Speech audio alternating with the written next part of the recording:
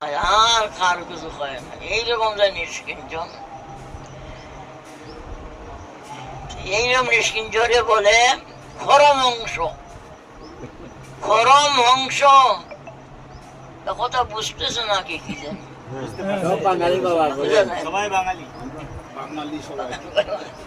খরম অংশ এই যে আমাদের বেশ বাবাজি, বাবাজি বৈরাগী না, এরা ডুরগোবিন ভরে, এরে বলে খরম অংশ বেশ।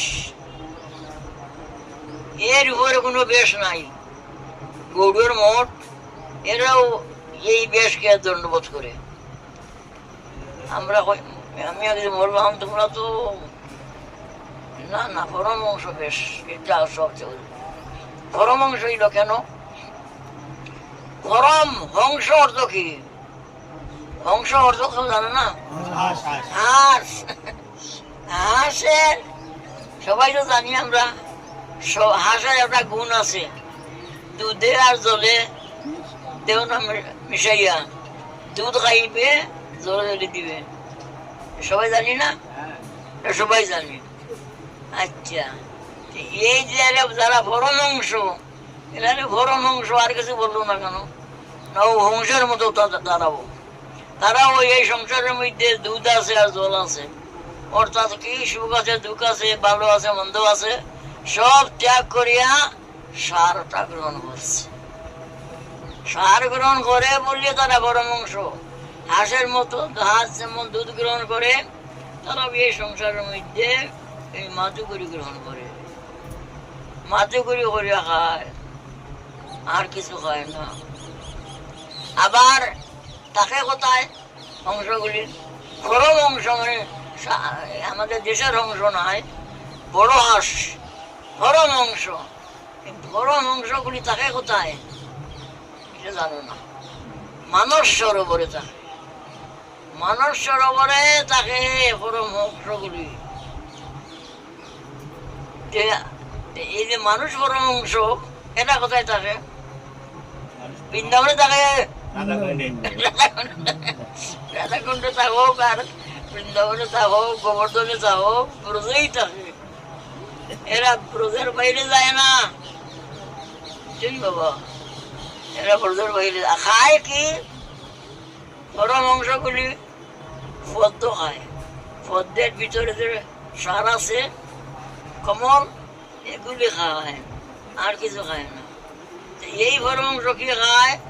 মাতুগুলি খায়। মাতুগুলি ছাড়া আর কিছু খায় না। এই জন্য পরম অংশ বলছে এদের।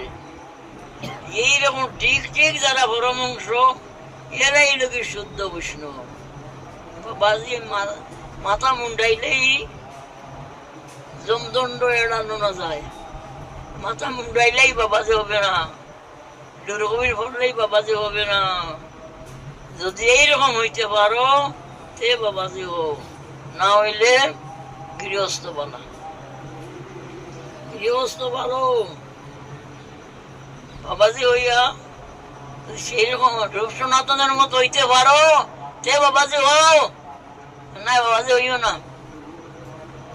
কেন? মহাপুরু বলছে ওর মুখ দেখবো না।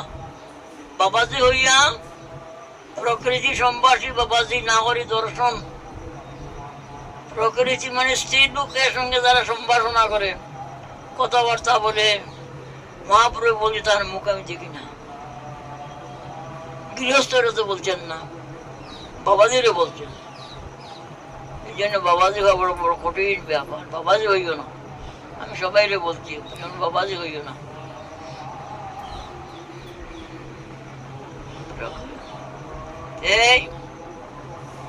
এইরকম যারা এই পরম অংশ, হাঁসের মতো যারা পরম অংশ, এরাই রোগী পৃথিবী মণি মাণিক্য।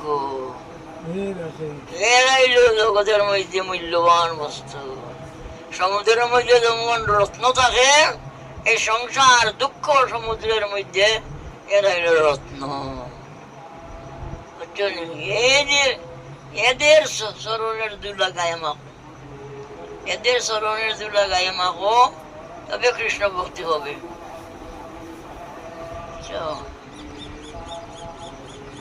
হরি বল হরি বল হরি বল। হরি বল।